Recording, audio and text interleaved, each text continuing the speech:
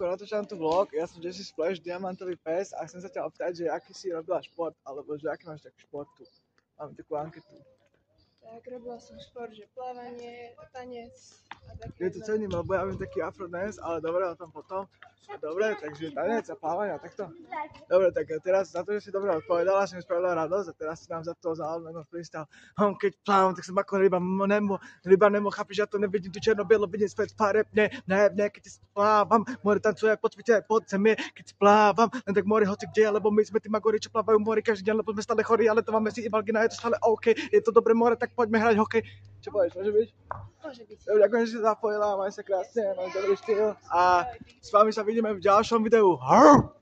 Dobre, a kebyže si máš pozrieť niečo v telke, že musíš alebo zomreš, tak čo si vybrala akože zo športov?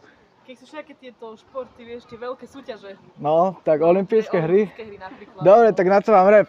Keď hrábia olympijské hry, tak každý beže, pritom dávam freestyle, lebo ja to vyhrávam tak ako vyhrávam rapy a každý deň to svieti more jak cigarety, horím furt, no sorry furt, stále idem furt kopy plné kopy, horia jointy, takže ďakujem za odpoveď a majte sa krásne, lebo vidíte, čo som popíči človek. Dobre, majte sa krásne, čaute, čau. Ale.